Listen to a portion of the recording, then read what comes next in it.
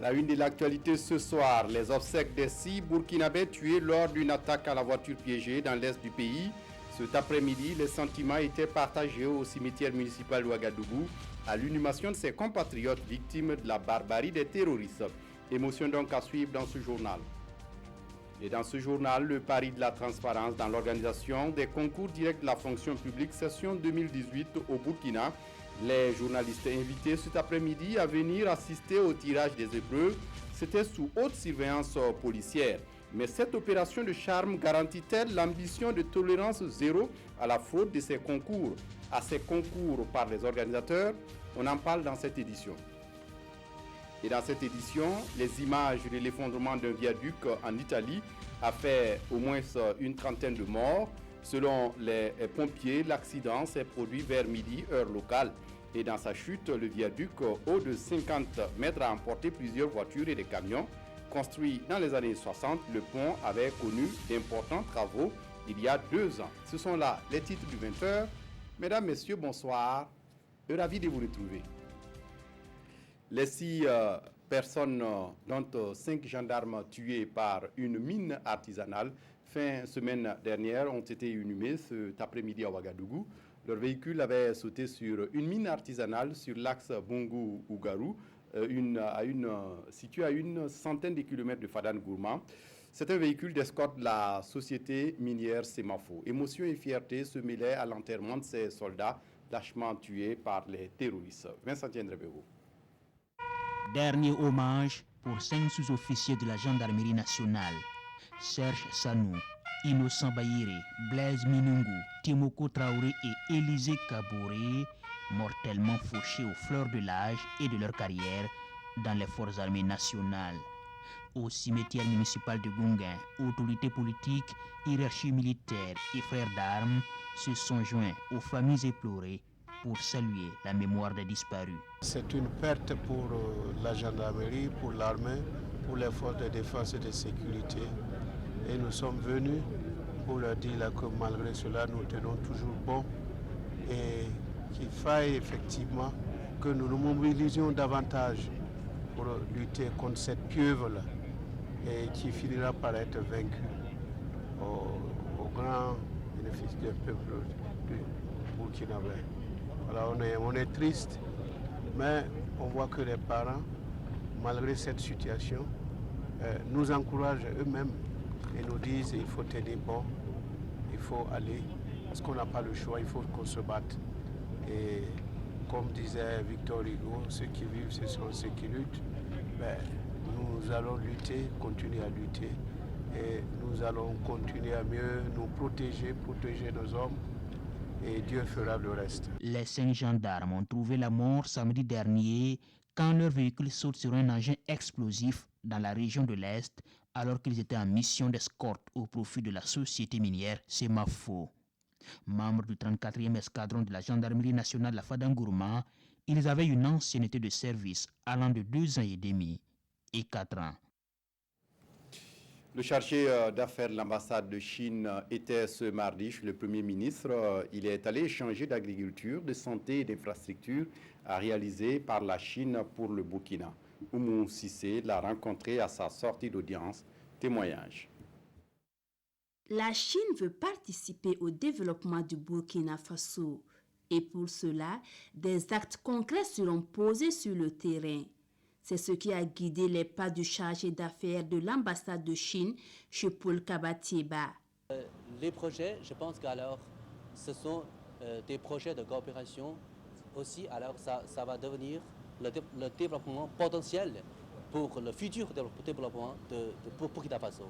Alors là, il faut dire que je travaille, l'ambassade de Chine ici doit travailler très assidûment, régulièrement avec le Premier ministre ici, avec aussi tous les autres ministères concernés. Je pense que alors ça doit être plus clair après la visite de votre président. Une visite prévue pour la fin du mois d'août. Selon Lydiane, les 2 chefs d'État vont discuter du financement des différents projets de développement.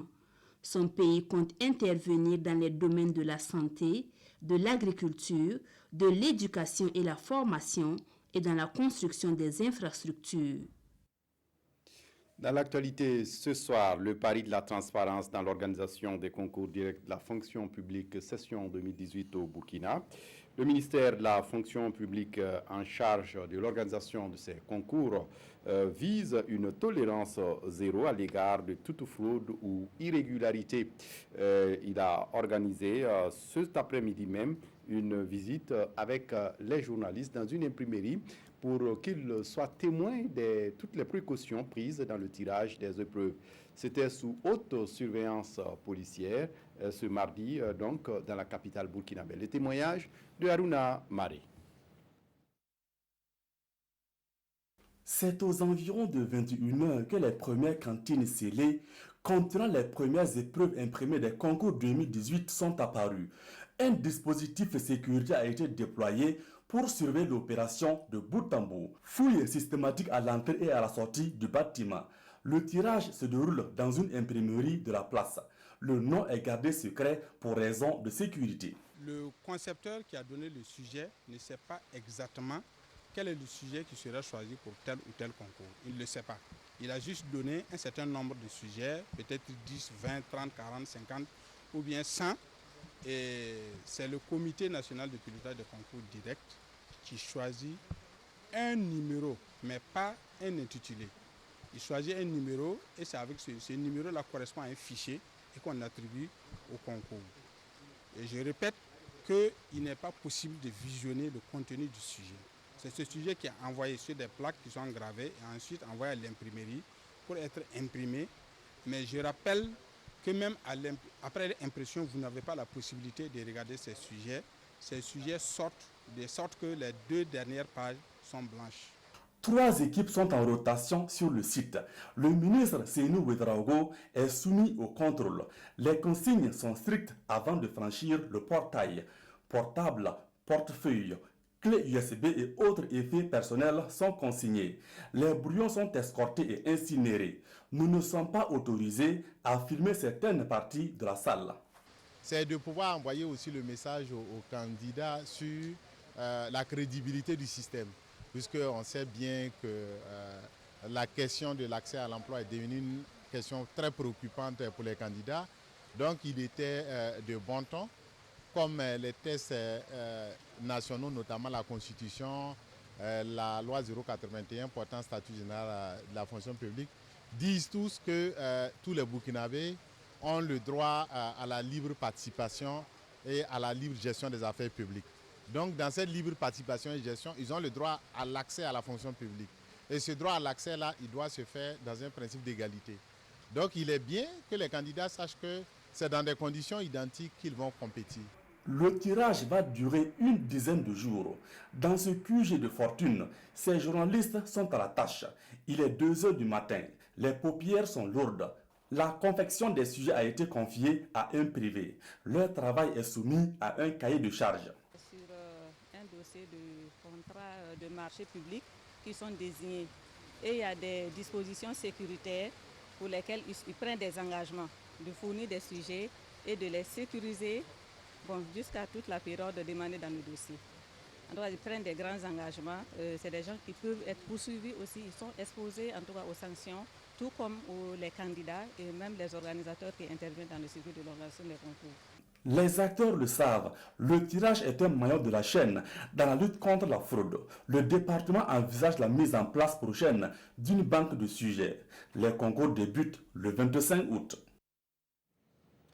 Le ministère dans l'actualité ce soir, le ministère en charge de la justice et des droits humains vient d'organiser à Manga un atelier à l'intention des mères éducatrices pour réfléchir sur l'état de mise en œuvre des clubs de droits humains et civisme dans les établissements scolaires. Les clubs dont le but est d'inculquer la culture citoyenne aux élèves. Inijanine Kambiré. Depuis quelque temps, le ministère en charge des droits humains, en collaboration avec le MENA, a entrepris la création des clubs au niveau des écoles, collèges et lycées. À ce jour, 51 clubs ont vu le jour dans 5 régions et l'ambition est d'en créer 80 l'année scolaire prochaine. Ce ministère veut susciter l'adhésion des APE et AME afin qu'elles prennent la relève dans la création et le fonctionnement des clubs. L'objectif, c'est que chaque lycée, à moyen terme, puisse avoir donc un club qui va promouvoir les droits humains et le civisme à l'intérieur pour pouvoir donc pacifier donc, le climat donc, au sein des établissements scolaires au Burkina Faso. Ça pourrait donc nous éviter souvent des grèves souvent méconnues parce que souvent c'est la méconnaissance qui fait qu'il y a des grèves qui prennent donc des tournures. Pour les responsables des associations des parents d'élèves et des mères éducatrices, le rôle de ces clubs dans le fonctionnement des établissements et la culture du savoir-vivre n'est plus à démontrer. Partout, vous voyez que les enfants sont maintenant indisciplinés. Des occasions comme ça là, pourront même permettre aux APE et aux AME d'avoir de la pointe pour pouvoir inculquer aux enfants ce qu'on aura appris ici. Le ministère en charge des droits humains et de la promotion civique entend apporter des appuis techniques et matériels à ces clubs. L'objectif est d'inculquer d'une manière efficace aux enfants et aux jeunes la culture des droits humains et du civisme, gage de paix et de cohésion sociale. Autre actualité dans ce journal, le représentant de la FAO au Burkina Faso est en fin de mission. Aristide Ogon Obame aura passé 4 ans et demi dans le pays, un séjour qu'il a mis à profit pour accroître la visibilité de la FAO au Burkina Faso à travers diverses actions et aura aussi contribué par son action à un accompagnement de l'Organisation onusienne d'agriculture burkinabé pour l'atteinte des objectifs de sécurité alimentaire. Et le personnel de la FAO au Burkina a tenu à lui rendre un vibrant hommage. C'était en présence de Ismaël Silima. Au terme de sa mission, que de motifs de satisfaction pour Aristide Ogon Obam. Le recrutement d'une vingtaine d'agents, l'amélioration des salaires, le soutien de la FAO aux populations vulnérables, ainsi que la création des sous-bureaux du Centre-Nord, du Nord et du Sahel, sont autant d'actions menées durant son séjour au Burkina. Il dit être satisfait des acquis engrangés, mais le problème de la maîtrise de l'eau lui tient toujours à cœur. Si m'était donné l'occasion de rester encore un peu plus, je pense que mon action, je l'aurais orientée prioritairement vers la maîtrise de l'eau. Et vous savez qu'au Burkina, l'eau est un facteur limitant, c'est une denrée rare. Il faut orienter notre action vers la maîtrise des autres formes d'eau. Ses collaborateurs retiennent de lui des souvenirs d'un homme qui met ses hautes qualités managériales au service de l'intérêt collectif. C'est quelqu'un qui nous a beaucoup inspiré d'abord par son esprit de leadership. Il nous a aussi inspiré donc par sa rigueur au travail. Il nous a permis vraiment d'avoir confiance en nous-mêmes pour aborder véritablement les défis qui étaient les nôtres. Il nous a, dès le départ, bien accueillis. Et quand il nous a parlé, il nous a mis déjà en confiance pour faire le travail qu'on nous demandait de faire. C'est en février 2014 que Aristide Ogon Obam a déposé ses valises au Burkina. Depuis lors, il a occupé les fonctions de représentant de la FAO. Après le Burkina, Aristide Ogon Obam va se rendre en République démocratique du Congo pour occuper les mêmes fonctions. Et en poursuivant les hommages, le gouvernement burkinabé a tenu à lui reconnaître ses mérites. Ce lundi, Aristide Ogon Obame a été fait chevalier de l'Ordre national pour ses actions qui ont permis au Burkina de faire face à l'insécurité alimentaire et la lutte contre la pauvreté. Mbouma Ernest Nivier. Aristide Ogon Obam, représentant résident de l'Organisation des Nations Unies pour l'alimentation et l'agriculture FAO, est en fin de mission au Burkina. Durant 4 années et demie, il a contribué énormément, entre autres, à la lutte contre l'insécurité alimentaire et à la pauvreté en milieu rural. Un bilan de mission jugé satisfaisant et impressionnant par l'État burkinabé qui lui témoigne sa reconnaissance par cette décoration. Il est donc fait ici chevalier de l'Ordre national. Une reconnaissance de l'État burkinabé qu'il dit prendre avec fierté et humilité. Et cette décoration, il a dédié à sa hiérarchie, à ses collaborateurs et à sa famille qui l'ont aidé à mieux accomplir sa mission au pays des hommes intègres. Aristide Ogon Obam quitte le Burkina pour la République démocratique du Congo où il dirigera le bureau de la FAO. Le forum sur la biotechnologie agricole au Burkina, au FAB Burkina, a organisé une cérémonie de récompense, une cérémonie qui a récompensé les meilleures œuvres en journalisme sur la biotechnologie agricole. C'était ce vendredi 10 août à Ouagadougou, et c'est Auguste Jean-Yves Nébier d'Infosciences Culture qui est le grand lauréat du prix OPAV 2018. Ismaël Sirima. Parmi la vingtaine de postulants, le prix du meilleur journaliste sur la biotechnologie agricole au Burkina revient à Jean-Yves Nébier. Son œuvre porte sur la technologie agricole du niébé BT permettant de lutter contre les ravageurs. Cette production lui vaut un trophée, une enveloppe de 500 000 francs et une attestation. Je suis bien heureux et c'est très important parce que les chercheurs dans le laboratoire y trouvent. Nos producteurs ont besoin de savoir. Et forcément, nous devons, nous, en tant que journalistes, leur permettre de vulgariser. Les deux dauphins gagnent respectivement des enveloppes de 300 et 200 000 francs CFA, plus des attestations.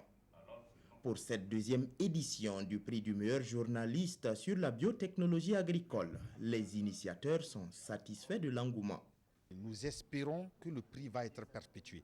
Sinon, en tant qu'OFAB, nous allons encore le reconduire pour l'année prochaine, dans l'espoir que les moyens seront mis en place, que nous allons avoir l'appui du gouvernement pour continuer à soutenir les journalistes et à les encourager à aller non seulement vers le domaine agricole, mais aussi d'autres domaines. Ces trois lauréats devraient compétir dans les jours à venir, mais cette fois-ci avec des candidats d'autres pays africains pour un prix continental. En santé, le centre médical Paul VI dans la capitale burkinabé vient de recevoir un don de matériel médical. Un matériel composé entre autres d'échographes, de tables d'accouchement, mais aussi d'autres matériels d'intervention. Ce matériel d'une valeur de plus de 500 millions de francs CFA est offert par l'archidiocèse de Séoul dans le cadre de la convention entre cette archidiocèse et celle de Ouagadougou. Le film de la remise de dons avec Nathalie Sawadgo. L'archidiocèse de Séoul apporte son appui au centre médical avec antenne chirurgicale de Paul VI. Et cette main tendue de l'archidiocèse de Séoul vaut un électrocardiogramme, des tables d'accouchement, 2 moniteurs, un échographe et un défibrillateur d'une valeur de 150 millions de francs CFA. Un don qui vient renforcer la capacité de prise en charge des patients dans le segment. Ils ont visité l'hôpital Paul VI, ils étaient un peu déçus de ce qu'ils ont vu et ils veulent nous accompagner pour renouveler cette structure qui devrait être au service de tous les Burkinabés, sans distinction d'ethnie, sans distinction de religion, de sexe ou de conditions sociales. Et je leur ai dit, si vous aidez Paul VI, vous aidez tout le Burkina Faso. Ce don est le fruit d'une promesse faite par les partenaires coréens lors d'une visite en octobre dernier au centre médical Paul VI. There was a contract between two cardinals. Ils sont dans la continuité et dans la logique de la convention qu'ils ont signée avec l'archidiocèse de Ouagadougou en février passé. Et donc, selon cette convention qui s'étend sur 3 années, et l'archidiocèse de Séoul s'engage à aider l'archidiocèse de Ouagadougou sur différents domaines, l'éducation, la santé. Le souhait pour le cardinal est que cet élan de solidarité continue entre les deux diocèses pour offrir des soins de qualité aux populations. Religion toujours, la fête de Tabaski est fixée au mardi prochain au Burkina Faso, selon un communiqué de la Fédération des associations islamiques dans le pays.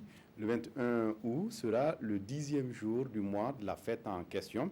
Et la tradition musulmane fixe donc l'Aïd el-Kébir, l'autre nom de la fête à ce jour.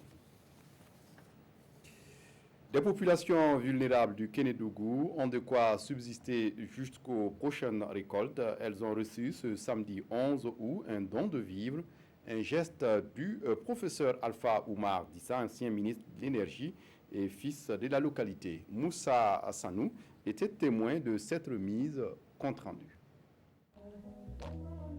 Des populations d'Ikenedougou dans la joie.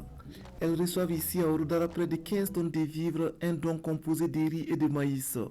Le donateur, le voici, Alpha Omar Dissa, ancien ministre de l'énergie et fils de la localité. Étant fils de la province, moi j'ai fait le village. Je sais que depuis des années, le mois d'août, le mois de juillet, les ménages ont réellement de sérieux problèmes à pouvoir joindre donc les deux bouts. Et quelquefois, il y en a qui vont s'endetter ou qui vont troquer d'autres produits pour pouvoir donc avoir un sac de maïs, un sac de riz et joindre les deux bouts. Donc si pendant cette période de jonction, nous apportons donc un petit appui, il y a de fortes chances que pour certains ménages, ils soient à l'abri donc d'aller s'endetter. Au total, ce sont près de 150 ménages qui vont bénéficier de ce don. Un geste bien apprécié non seulement par ces derniers, mais aussi par les autorités locales. Ce geste nous va vraiment droit au cœur, surtout en ces temps de soudure. Nous, les femmes en particulier, sommes très contentes et au nom de tous les bénéficiaires, remercions les donateurs. Nous, en tant que service technique, cela va en droite ligne quand même avec la politique de notre département ministériel. Et à ce jour, nous sommes dans cette phase également de distribution des vivres, offertes par le département ministériel, mais c'est largement en deçà des attentes. Ce don de vivres n'est pas le premier acte de solidarité du professeur Alpha Omar Dissa dans le Kenedougou. En 2017, l'ancien ministre avait déjà fait parler son cœur en offrant 5 tonnes de vivres aux femmes de la localité. À l'étranger, les images de l'effondrement d'un viaduc en Italie qui a fait au moins une trentaine de morts ce mardi. Selon les pompiers, l'accident s'est produit vers midi, heure locale. Et dans sa chute, le viaduc d'une cinquantaine de mètres a emporté plusieurs voitures et des camions. Construit dans les années 60, le pont avait connu d'importants travaux il y a 2 ans. À Gênes, le bilan ne cesse de grimper. Une trentaine de personnes sont mortes dans l'effondrement d'un viaduc autoroutier. Une portion de 80 mètres de route s'est écroulée. À 50 mètres sous le viaduc, des centres commerciaux, des entrepôts et des bâtiments résidentiels. Sur place, 200 pompiers et des équipes de recherche cynophiles sont mobilisés à la recherche de victimes. Cet effondrement pourrait être dû à une défaillance structurelle. Ce pont, appelé le pont Morandi, a été construit dans les années 60. Et puis dans le journal également, Malte accepte finalement de laisser accoster l'Aquarius et ses 141 migrants. C'est sans doute la fin d'une nouvelle période d'errance pour l'Aquarius en Méditerranée. En milieu de journée, ce mardi, le gouvernement maltais a finalement accepté que le navire et ses 141 migrants à son bord débarquent dans l'un de ses ports. Alors qu'aucun pays ne voulait accueillir les rescapés depuis vendredi, la situation s'est finalement débloquée. Et dans un communiqué, le Premier ministre maltais a donné son feu vert pour laisser accoster le navire humanitaire après un accord pour répartir les migrants dans plusieurs pays européens, dont la France, l'Allemagne, le Luxembourg, le Portugal et l'Espagne. En Tunisie, un projet de loi divise car il déroge aux principes coraniques, un projet de loi pour rendre hommes et femmes égaux en matière d'héritage. Des manifestations sont organisées dans le pays par les opposants au texte pour protester vigoureusement contre ce qu'ils qualifient de forfaiture. Je propose de faire de l'égalité dans l'héritage une loi. Des mots simples prononcés par le président tunisien, mais une véritable révolution dans le monde arabe. Béji Caïd Essebsi a donc annoncé son soutien à un projet de loi inédit qui vise à rendre les hommes et les femmes égaux en matière d'héritage. Tout un symbole puisque ce serait la première fois que la loi tunisienne déroge au droit islamique. Immédiatement après la prise de parole du président, des milliers de personnes sont descendues dans les rues à Tunis. Tout se joue aujourd'hui par rapport à l'avenir de notre jeunesse, par rapport à l'avenir de la femme tunisienne qui n'a plus de compte à rendre à personne, qui a montré à maintes reprises le rôle qu'elle a joué et qu'elle pourra encore jouer. Et donc il faut absolument aider les jeunes tunisiennes à prendre leur place. Je pense que c'est important aujourd'hui de changer la condition de la femme fi Tunis et je pense que c'est important qu'on atteigne un jour l'égalité homme-femme et quand je vois le nombre de personnes qui sont ici, je suis optimiste et je me dis que c'est toujours possible de changer. Jusqu'à présent, la règle tunisienne veut qu'un homme hérite systématiquement le double d'une femme du même degré de parenté. Si le projet de loi controversé était adopté, l'égalité serait instaurée par défaut, mais le propriétaire aurait encore la liberté d'appliquer l'ancienne règle.